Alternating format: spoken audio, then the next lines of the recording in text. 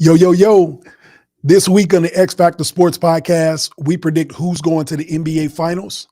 We got the top 5 players in the playoffs right now. And we also dive into Major League Baseball and why they're being a bunch of hypocrites. All right. So keep it locked right here. Season 8 of the X-Factor Sportz Podcast premieres right now.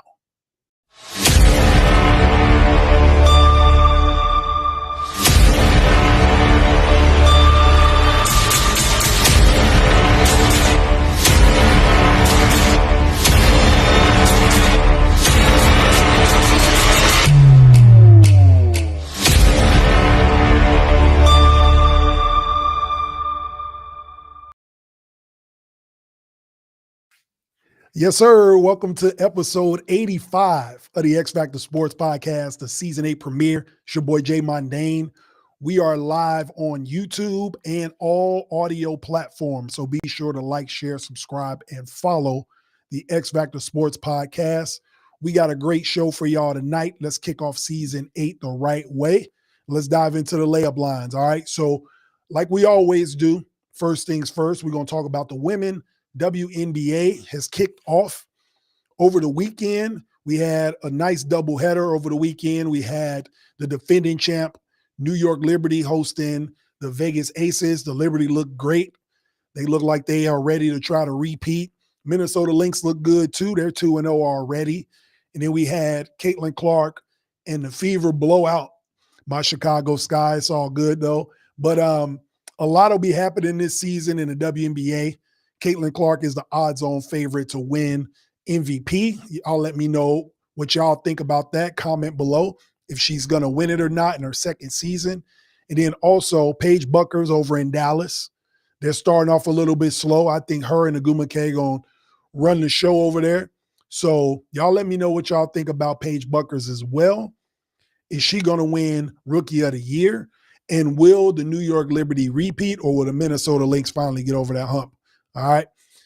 Now, NHL, we got quick news there as well. So in season 7, I ended that season talking about who I thought was going to make it to the Stanley Cup final. And I had whoever win between the Florida Panthers and the Tampa Bay Lightning getting to the NHL final, the Stanley Cup final in the East against the Vegas Golden Knights. I was obviously wrong about the Vegas Golden Knights.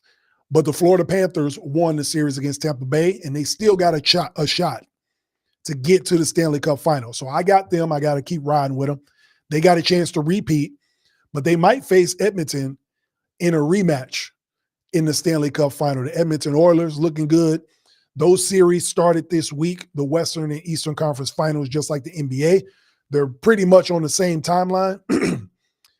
So I wouldn't be surprised to see a rematch. Connor McDavid might get over the hump and get Edmonton a Stanley Cup championship. We'll see what happens. All right. Wouldn't be mad if Connor McDavid won, best player in hockey, so I'm good with it. Then the quick news in the NFL. Have y'all heard about flag football in 2028? So the Olympics, they're going to get rid of breakdancing. Thank God. I don't know what the hell that was. So they replacing it apparently with flag football. And the NFL just voted to approve players from the league that could actually play in the Olympics in 2028 in LA. So professional athletes, NFL players, this reminds me of the 1992 Dream Team, right? When you added professional players from basketball, because amateurs used to play in the Olympics for basketball. And then they added a dream team, Jordan Bird, Magic, all them, and they crushed everybody. This kind of has that same feeling. You're finna let NFL players play flag football in the Olympics. So the rules, though, they got some rules that they put in place.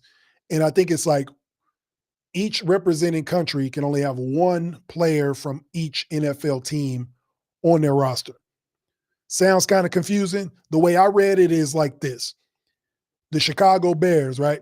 If you represent USA, you can only have one player from the Chicago Bears, but then you can have a player from the Chiefs and a player from the Eagles. They can all play for Team USA.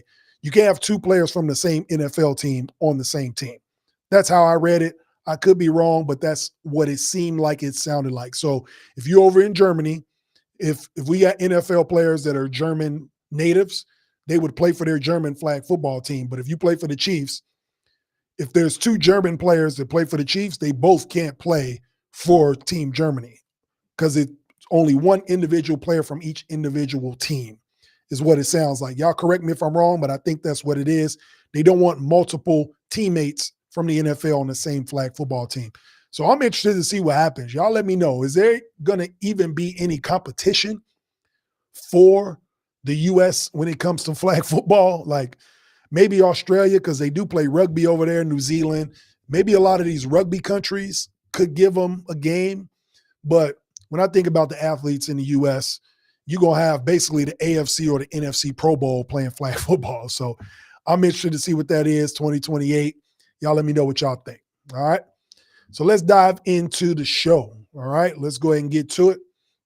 And let's talk about the parity that we are seeing in the NBA and who's going to the finals. I want to start with the parity of the NBA, right?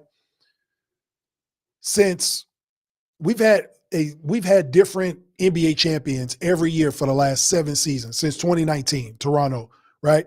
The last team to go back-to-back was the Golden State Warriors, the KD-led Golden State Warriors, 2017, 2018, right? They didn't three-peat 2019. KD tore his Achilles. Kawhi Leonard, Toronto Raptors won their first NBA championship. And since then, it's been a different team every year, right? The Lakers won in the bubble. Then you have Milwaukee. Then you had the Denver Nuggets, Boston Celtics. Like different teams have been winning every year, right? And this year, we're going to have a different champion because the Boston Celtics are out. So no repeats. So what do we think about this parity? Do we like it? Do we not? Y'all make y'all comments below if y'all like the NBA parity, but I'm going to dive deeper into it, why I like it and why I think that it's a good thing for the sport, right? The ratings were going down over the years. And a lot of it was because your casual basketball fans were getting a bunch of LeBron fatigue, maybe even some Steph Curry fatigue. They knew that Cleveland and Golden State was going to meet in the finals every year, or LeBron was going to be in the finals every year. But now that they've gotten older and we got some new superstars emerging, I think this is great for basketball. You're bringing in new fan bases. A lot of these teams, the teams that are in the conference final are small market teams other than the Knicks, right? These teams have not won championships. Minnesota has never even been to an NBA final. The Pacers don't have an NBA championship. The Knicks ain't won in over 50 years, right? And the city of Oklahoma City has not won an NBA championship. They've been to the finals with KD and them in 2012, but they haven't won one. So I think bringing in a new fan base from smaller markets helps with the ratings. Also, the casual fan, you get to be introduced to new superstars and somebody different is winning, right? So it's almost like people were getting that fatigue with the Patriots. Like, can somebody else win? It's just human nature. People are getting tired of the Chiefs winning, which is crazy to me. I talked about this in other episodes, how people don't like seeing dominance or champions. I'm a fan of it, but I understand why the ratings are going up because new markets and new teams and new players are shining, right? So when we get to this conference final, and the ratings have gone up every year, right? Since like 2019. 2020 was the lowest dip in this time frame because of COVID. A lot of people were just doing different things. So the ratings were the lowest that they've probably ever been since the Jordan era. But now, since COVID, this is the highest the ratings have been. And I think the reason is because of the parity, right?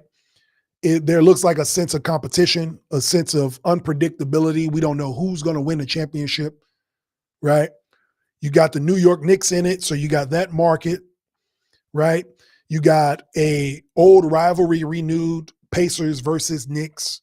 You got, like I already said, teams that have never won championships, teams that ain't been to the championship before.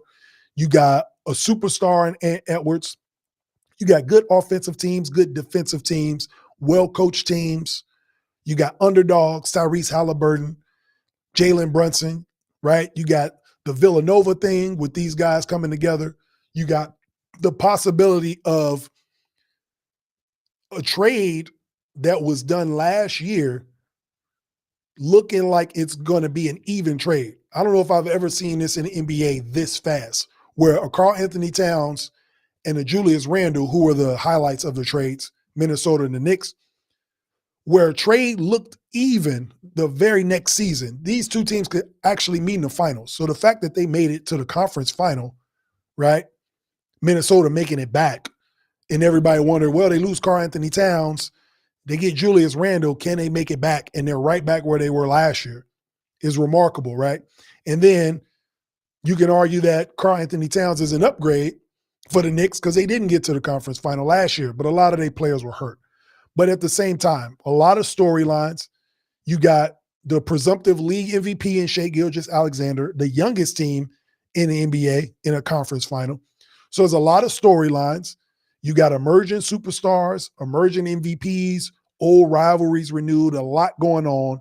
And I think that is what's generating a lot of the ratings for this. So I like it. I like the parity. I think it's good for TV. Again, I think it's good for business because you got other markets invested in it now. It's not just the big markets, it's not your LAs, your Miamis. You got, or your Golden States, your San Franciscos. So you got all of this bubbled up into it and new young superstars that are going to carry the league. Remember, Ant Edwards is only 23 years old, right? Shai Gilgeous-Alexander is 27. It feel like Shai been in the league for 15 years. He only 27 years old, y'all, right? Brunson ain't 30 yet. Like, these superstars aren't even 30 years old yet. They're entering their prime. So this is just a sign of good things to come. And I think that's great for the league as long as these players stay healthy and they continue to play at a high level. We're going to get good basketball. You usher in a new era of fans and a new usher of eyeballs to basketball, which is cool. So that's what I'm thinking. I like the parity. So we're going to dive into who we think is going to actually get to the NBA Finals. Now, in the season finale, I predicted Thunder Celtics, right? The Celtics are obviously out. The Thunder is still in. So in the Western Conference, I got to stick with my pick. Even though they played last night, I got to stick with the Thunder. And I got the Thunder beating the Timberwolves. And both of these series, mind you, can go 6 or 7 games. I think they're going to be highly competitive, evenly matched series. But I got the Thunder winning this series against the T-Wolves. And there's a couple reasons why. So, one, not just because I had them going. I think they're the better team. So it didn't matter who they played, obviously. I had them going. The home court advantage. They've proven they can win on the road. And you got to think psychologically, right? So just stay with me. Last year, all they heard was they couldn't win in clutch time. Shai Gilgeous-Alexander didn't have any help. They didn't have enough experience. Okay. What winning that series in 7 games against a championship team, all right? The Denver Nuggets are only 2 years removed from an NBA championship. You still got the best player in the world in Nikola Jokic, right? You got Jamal Murray. They had all the core guys from that championship team, right? So for them to go 7 games, win games in Denver, and win crunch time games, and blow Denver out multiple times, they won a multitude of ways in that series. Defense, toughness, getting to the free throw line in the last 5 minutes of games, blowouts, sustaining leads, coming back from being down, playing great defense on Jokic, tiring them out. They had a lot of different formulas in that game. Now, Mark Daigneault, I would say, outcoached David Adelman. I mean, again, David Adelman is a young coach, but you still had to deal with the championship pedigree of the Denver Nuggets, and you had to go into a hostile environment and beat them. So you got to give credit to the youngest team in the NBA for checking off all these boxes, right? Couldn't win on the road, check. Couldn't win in crunch time, check. Beat the best player in the world, check. Convincingly in the Game 7, right? So the fact that they were able to close out games, I think Alex Caruso being on this team is huge for them and is showing dividends in the playoffs. I'm mad the Bulls let him go. But it just shows you what veteran leadership, and he has a championship ring too. So you get the experience, you get defense, you get IQ. So they brought in a lot with Alex Caruso. It helps that Chet Holmgren's healthy. Isaiah Hartenstein, you bring in more size, more physicality, right? So they put a lot together, and that's why I think it's going to separate them in this series, right? Now, on the other side, the Timberwolves, again, I said this series will go 6 or 7 because the Timberwolves are good enough to win this series also, right? But one, I don't think they've been tested yet. They beat the Lakers in 5. They beat a Steph Curry-less Warriors in 5, right? And they were bigger than every team they played and younger. Now they got to play against a team that matches their size, matches their physicality. They're still on the road as a 6 seed, which hasn't seemed to be an issue for them. But they got youth and physicality and size that they got to deal with in Oklahoma City. And the confidence that Oklahoma City has that they can go 7 games toe-to-toe with a veteran championship team and beat them. Now, Minnesota did beat that same team last year, right? So they feel some type of way about it as well. So that's why I think this is going to be a great series. But I'm going with the Thunder. I think they defensively, they can do a lot. We're going to need Chet Holmgren to – he doesn't have to match the output of a Julius Randle, but he's got to come close. Julius Randle been balling out. He's got to come close. Hardenstein got to do some on the defensive end. And I imagine Jaden McDaniels is going to guard SGA. So that should open up Jalen Williams. This is a Jalen Williams series, all right? In order for the Thunder to win, Jalen Williams has to have a great series, and Chet Holmgren has to take it to another level.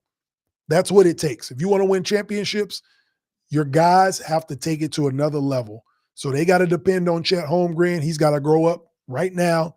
So we'll see what happens. But I got the Thunder winning that series. All right. Then we get over to the East. Rivalry renewed, right? The last time they met in the conference final was 2000, I think, and the Pacers got them and lost to the Lakers when Kobe and Shaq won their first final. But the last time the Knicks won a conference final and got to a final was in 1999, the lockout year. They were 8th seed, ran through everybody. Everybody got healthy. Sprewell, Allen Houston, Larry Johnson, all them. So now I got the Knicks winning this series. Yes, I got the New York Knicks going to the final. And here's why. When they played the Pacers last year, they were decimated with injury. They did not have Mikal Bridges. They did not have Karl Anthony Towns, right? So I feel like there's a sense of urgency with this team, and they can obviously go on the road and win games. But I feel like now that they're healthy, they feel like they got to get some get back. So tonight, that game 1 is on tonight, right now, actually. But I think I got the Knicks winning this series. Again, another series that can go 6 or 7 games.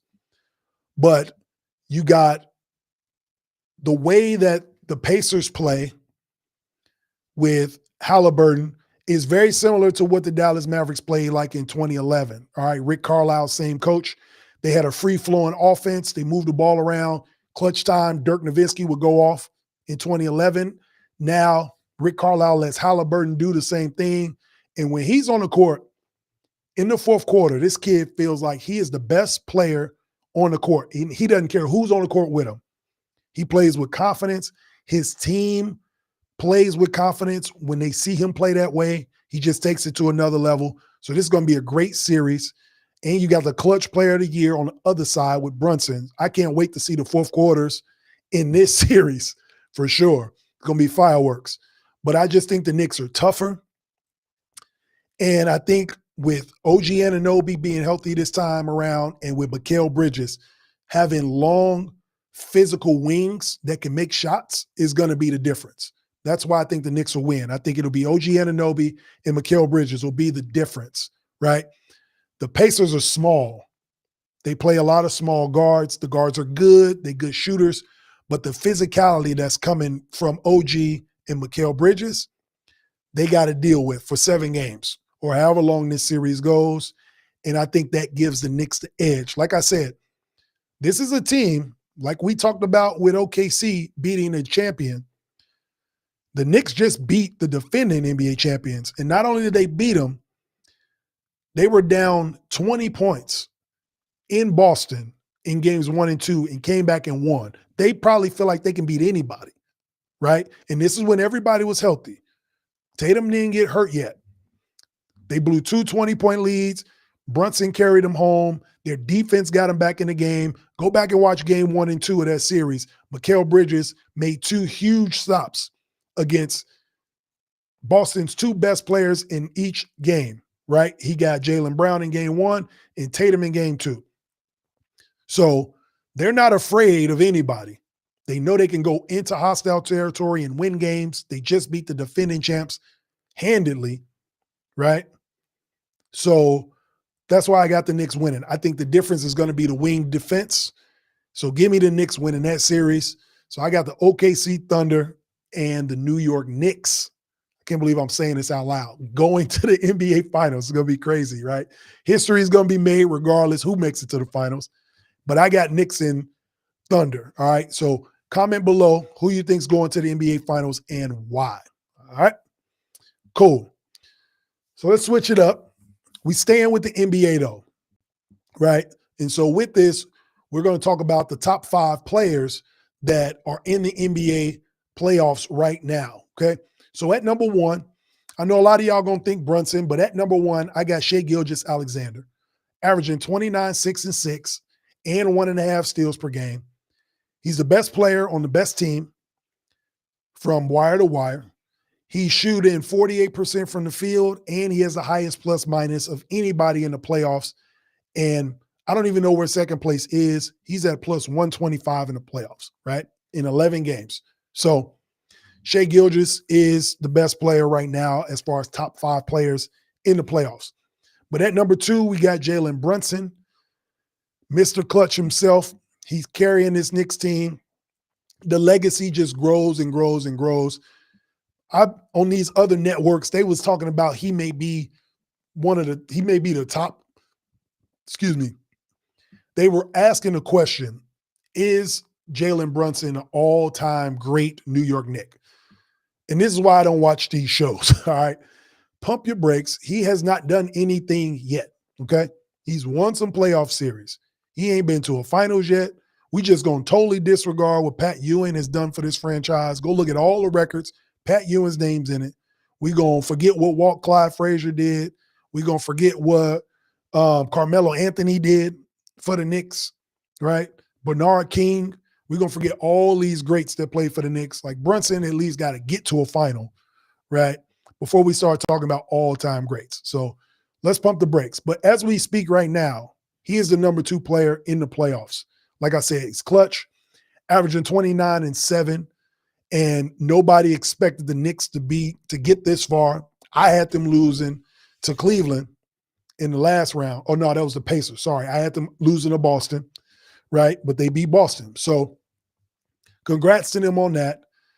He has a plus minus of plus 105 in the series, but I can't make him the number 1 guy if the Knicks have to hide him on defense. It is what it is. But I told y'all, we do real talk, unbiased takes. I love the way Brunson's playing. I know what he has to bring on the offensive end. But you see what Shai does on both ends of the court. And they got to hide Brunson on this end, right? Or he gets in foul trouble. He gets beat up down low. They got to put packages together to get him out of pick and roll situations. But he is the number 2 guy in the playoffs because his productivity is that profound on the offensive end. At number 3, Ant-Man, Anthony Edwards, the legend slayer. He about to get a new nickname. I mean, my man done took down the last 2 years. He done took down KD, Jokic, Bron and Luka, Draymond, Jimmy Butler, and Steph, but Steph only played 1 game, the Golden State Warriors. So this dude is becoming a legend slayer real quick. So I got him number 3 right now out of the top 5 players in the playoffs, right? So Ant Edwards is number 3, might be the only superstar left in the playoffs, okay? He has been inconsistent some quarters or some halves in these playoff series, but his averages are good, 27, 8, and 6, 6 assists.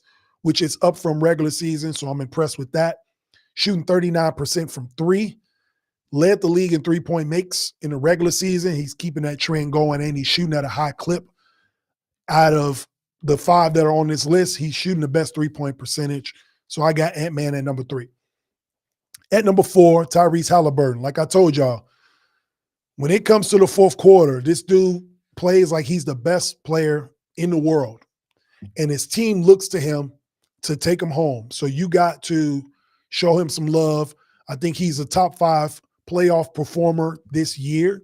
So I got him at number 4. The numbers don't look great as far as points per game. He's at like 17 a game in the playoffs. But I told y'all, the way that team works, you get a different guy leading them and scoring every night, possibly. Pascal Siakam can lead them one night. Nembhard can lead them one night. So the way they play, but he's still averaging over 9 assists a game. And in the last 2 minutes of the game, I think his clutch field goal percentage is like 90%, 95%, something ridiculous. So got to put him in top 5 for that. Carrying this team to a conference final again, which nobody predicted, right? If you outside of the state of Indiana and you said you had the Pacers going to the conference final, you lying. And they back for the second year in a row. So props to them. At number 5, Julius Randle. In his own way, he's kind of making, this is his playoff coming out party, right? The Knicks got rid of him because they didn't think he could perform in the playoffs. And he's showing that he can, right? So like I said before, this may be the most evenly matched trade that we've ever seen turn around this quick. So got to give a shout out to Julius Randle. And the most consistent player besides Ant-Man, when Ant-Man has those inconsistent halves, Julius Randle has been steady. He's dominated his matchup in every series. Rui Hachimura couldn't do nothing with him in the first round. LeBron didn't guard him in the first round, and every time he did, he bullied him, right?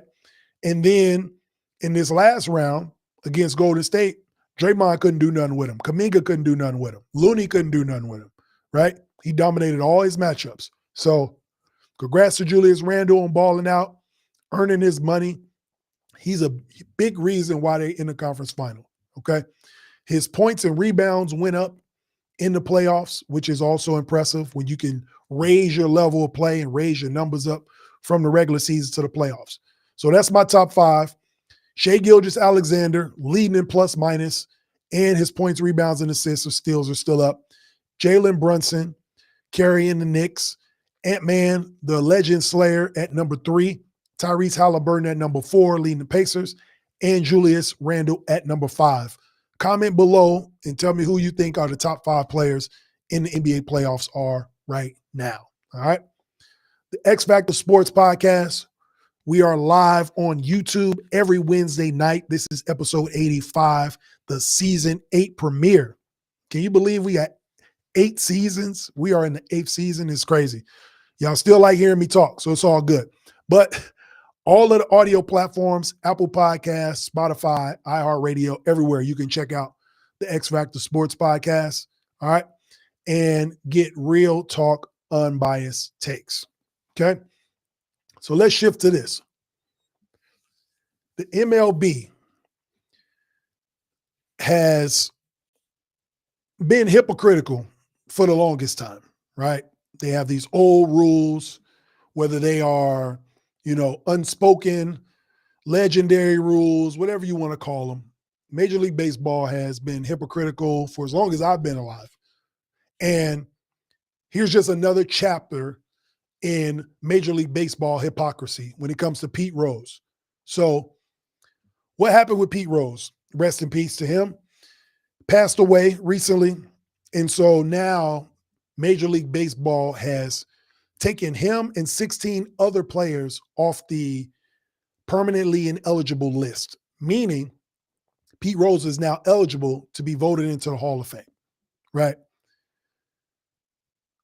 If you watch baseball, or if you're a baseball fan or historian, or even if you're not, just Google Pete Rose, right? He's one of the greatest baseball players to ever live. His hit records, his hits will never be broken. I think he got over 4,000 hits, right? RBIs, everything. Anything you want to know about hitting a baseball, Pete Rose may have all the records for it. one of the greatest players ever, Charlie Hustle, right? Played for the Cincinnati Reds. He was banned because he bet on baseball. He illegally bet on baseball. He bet on his own teams when he played, allegedly, and when he managed as well. So he got caught and was banned from baseball and was put on an permanently ineligible list in 1989, right? And I told my friends this all the time. And my friends that's watching, they'll nod their head like, yep, Jay always talk about this. They will not allow him into the Hall of Fame while he's alive, right? That's what they mean by banned for life. The punishment they gave Pete Rose was you will not reap the benefits of being a Major League Baseball Hall of Famer while you're alive. And so now that he's gone, they're going to vote to get him put into the Hall of Fame after knocking him off this ineligible list. Now, here's the hypocrisy of all this. They made money off his name, image, and likeness while he was alive, right? Pete Rose was in credit card commercials for Major League Baseball. They let him work on MLB Network so we can get his analysis. All his genius about the game, Major League Baseball was able to profit off of it. You go to Cooperstown, where the Major League Baseball Hall of Fame is, it's a damn museum in there strictly for Pete Rose, basically. He's got his own corner, right?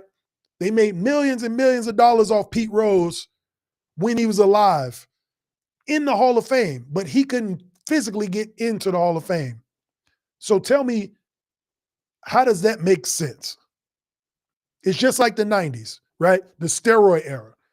Back then when it was happening, it wasn't illegal, and Major League Baseball made millions of dollars off these players and their performance, right? But you can't tell the story of baseball without a Barry Bonds or a Roger Clemens. So why the hell aren't they in the Hall of Fame? But Major League Baseball can benefit monetarily off these players while they're alive, but you're going to shame them publicly to make them feel like they did something wrong, but you profited off of their success. So that's why I say it's just Major League Baseball being hypocrites all over again, and now they're doing it again with Pete Rose. So they're going to allow him to be voted into the Hall of Fame after he passes away. But you made millions of dollars off of him while he was alive, and his family had to sit and watch y'all parade him around, and him being a good soldier, right? Because he didn't want to piss Major League Baseball off anymore. He just fell in line because he was hoping that he would probably get in the Hall of Fame while he was alive at some point, and it never happened. And so now we wait till he's gone to talk about putting him in. So that's BS. So that's what I'm saying. Major League Baseball, the hypocrisy is ridiculous in how y'all are treating players like this, of this magnitude. Great players. You can't tell the story of Major League Baseball without Pete Rose and how great he was. Barry Bonds, Roger Clemens, Alex Rodriguez, right? All these players that are exempt or allegedly not going to get into the Hall of Fame until they pass away is garbage. So to add insult to injury, or to move the outfield wall, so to speak, since we in baseball, now they got to wait 2.5 years almost to vote him in to get in the Hall of Fame in 2028. So now his family has to wait longer post-mortem for him to get in the Hall of Fame. Like, what are we doing? I'm not condoning anything that Pete Rose did. That's why I opened this up by saying this is why he's ineligible and why he was banned. I'm not condoning it. But you can't make millions of dollars off this player, off his name, image, and likeness. You can make money off his name, image, and likeness, but he can't make money off his name, image, and likeness as a Hall of Famer, right? That's a part of what being a Hall of Famer is. When you do public speeches or engagements or things like that, or you want to sign memorabilia, if you have Hall of Fame Jay Mondaine in front of your name, it holds more weight.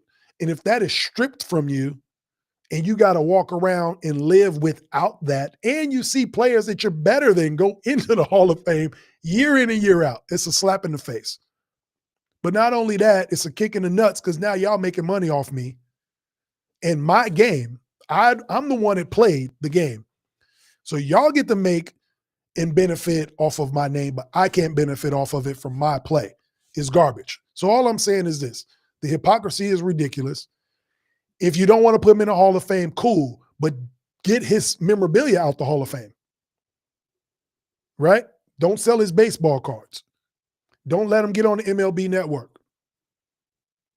If you're going to shun him all the way. But you can't shun him so he's embarrassed that he can't make money, but you can. That's garbage. So that's the hypocrisy of Major League Baseball once again with another great player, right? Just Google it. If you've never been, just Google Cooperstown, New York. That's where the Baseball Hall of Fame is. Pete Rose. And just see the museum that they have of the greatness of Pete Rose, right? So you can imagine a casual fan going in there and saying, man, Pete Rose, who is this guy? This guy's great. And we got his hat, his baseball gloves, his cleats. We got everything about him. Cincinnati Reds, yada, yada, yada. He won World Series championships, all this stuff. Why is he not in the Hall of Fame? And then when Major League Baseball has to answer the question publicly to protect their neck, they got to throw him under the dirt. Oh, he gambled. He shamed baseball. But we can make money off of him, though. So who's really shaming baseball? All right, let's keep it real. So I'm happy for his family that he'll finally get in. I wish he would have been alive to see himself get in. I still want to see Barry Bonds, Roger Clemens get in. Barry Bonds is the greatest baseball player I ever seen in my life, right? And Shohei Ohtani is catching up. But as far as a career being over, from start to finish, Barry Bonds is the greatest baseball player I've ever seen. Dude got 7 MVPs. And in a time where Major League Baseball was doing nothing, was going on strike, they elevated the game and Major League Baseball profited off of it. And these players get taken behind the woodshed and are shamed for what they did to contribute to baseball success. Is garbage. So y'all comment below. Let me know what y'all think, man. MLB with the hypocrisy continues. I hope Pete Rose and his family get what they deserve, the greatness of Pete Rose, and hopefully, finally, he'll get immortalized as a great player he was. All right. Before we get up out of here, the X-Factor Sportz Podcast, Season 8 premiere, we got to hit y'all with that 2-minute warning. So let's go ahead and dive in right now. All right, check it out.